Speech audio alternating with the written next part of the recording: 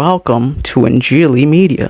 طب و شفا کی دنیا میں دو نام ہمیشہ قائم و دائم رہیں گے، حکیم بکرات یونانی ہپوکریٹس۔ ہسٹری آف میڈیسن کی مصدقہ کتابوں کے مطابق بابا طب یعنی فادر آف میڈیسن ٹھہرے، اور خداوند یسوع مسیح جو اپنی الہی صفات کے سبب ہر طرح کی بیماری، لاچاری، کمزوری، بدرو حتیٰ کہ موت تک کے لوگوں کو شفا دینے کے سبب سے طبیب اعظم اور مسیحا کہلائے۔ بے شک بکرات کا بنیادی نظریہ کہ انسانی صحت کا دار و مدار جسم میں پائے جانے والے چار مایات جنہیں وہ ہیومر کہتے تھے کہ باہمی توازن پر ہوتا ہے، اب یہ نظریہ غلط ہو چکا ہے، مگر ان کے نام سے منسوب بکراتی حلف ہپوکریٹک اوتھ آج بھی دنیا کی بڑی بڑی میڈیکل یونیورسٹیوں سے گریجویٹ ہونے والے ڈاکٹروں کو اپنی اسناد حاصل کرنے سے پہلے تمام حاضرین کے سامنے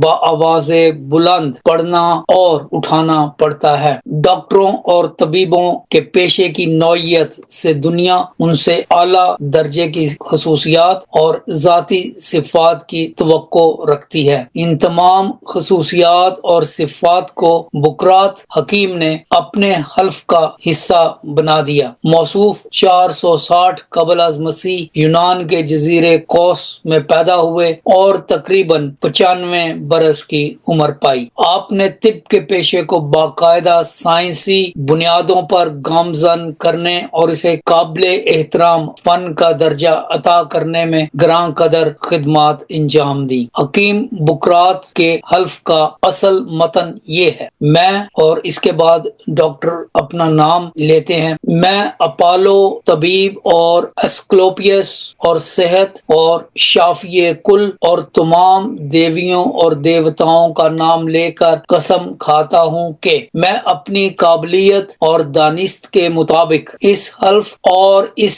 کے بیانات کے لحاظ سے اسے جس نے مجھے یہ فن سکھایا ہے اپنے والدین جیسا ہی عزیز رکھوں گا، اسے اپنے وسائل میں شریک کروں گا اور وقت پڑنے پر اس کی مالی ضروریات بھی پوری کروں گا۔ نیز میں اس کی اولاد کو اپنے ہی بھائیوں کی نگاہ سے دیکھوں گا۔ اگر وہ سیکھنا چاہیں تو میں یہ فن انہیں بغیر معاوضے اور شرائط کے سکھا دوں گا۔ میں عمل، بیان اور تحصیل علم کے ہر ذریعے سے اپنے بیٹوں، اپنے استاد کے بیٹوں اور ان شاگردوں کو جو طب کے قانون کے مطابق معاہدے اور حلف سے اسے سیکھنے کے پابند ہوں یہ علم سکھاؤں گا۔ میں علاج کا وہ نظام استعمال کروں گا جو میری دانست اور میری قابلیت کے مطابق مریض کے لیے فائدہ مند ہوگا، اور ہر اس چیز سے اجتناب کروں گا جو مریض کے لیے مضر یا نقصان دہ ہو۔ اگر مجھے کہا بھی جائے تو بھی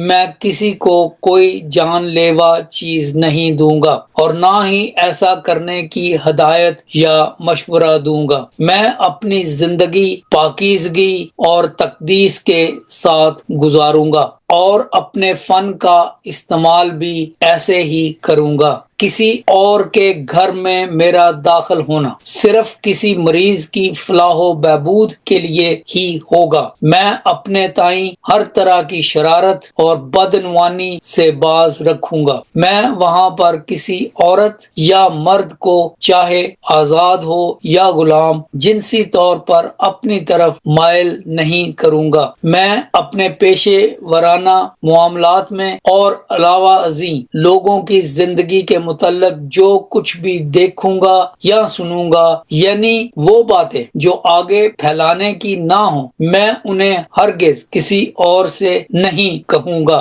بلکہ انہیں راز جان کر بڑی احتیاط سے اپنے ہی تک محدود رکھوں گا۔ جب تک میں اس حلف پر ثابت قدم رہوں اور اس کی کوئی شک نہ توڑوں تب تک تو مجھے خوشحالی کی زندگی، اپنے فن کا استعمال اور سب لوگوں کی عزت و احترام میسر ہوتے رہیں۔ لیکن اگر میں ان کی خلاف ورزی کروں تو میرا مقدر اس کے عین برعکس ہو۔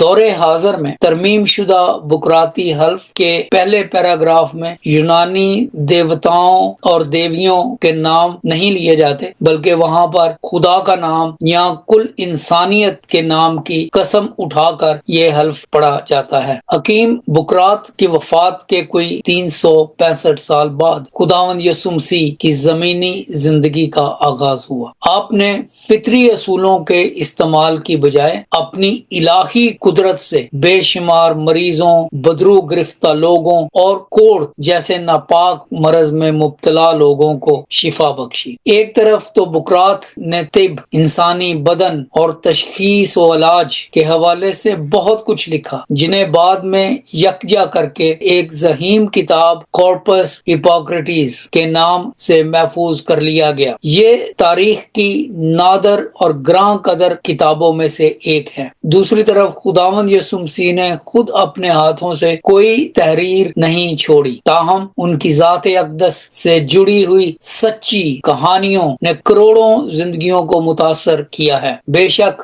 حکیم بکرات یونانی اپنے حلف کے سبب طب اور طبی اخلاقیات، میڈیکل ایتھکس میں ہمیشہ ایک حوالہ رہیں گے۔ دوسری طرف خداوند یسوع مسیح کی اخلاقی تعلیمات نہ صرف ڈاکٹروں، طبیبوں، نرسوں اور طب سے جڑے ہوئے لوگوں کے لیے ہیں، بلکہ ان کے پیروکاروں کے لیے مشعل راہ۔ سب سے بڑا اخلاقی اصول یہ ہے جو متی رسول کی انجیل 7 باب کی 12ویں آیت میں پایا جاتا ہے۔ آپ نے فرمایا، جیسا کہ تم چاہتے ہو لوگ تمہارے ساتھ کریں، تم بھی ان کے ساتھ ویسا ہی کرو۔ اس سے بڑا اخلاقی اصول نہ کوئی ہے اور نہ کوئی ہو سکتا ہے، اور یہ کسی ایک پیشے کے لوگوں کے لیے نہیں بلکہ سب انسانوں کے لیے ہے۔ جہاں تک بیماروں، لاچاروں اور دکھی انسانوں کی خدمت اور علاج کا تعلق ہے، خداوند یسوع مسیح کے نام سے پوری دنیا میں ہسپتالوں،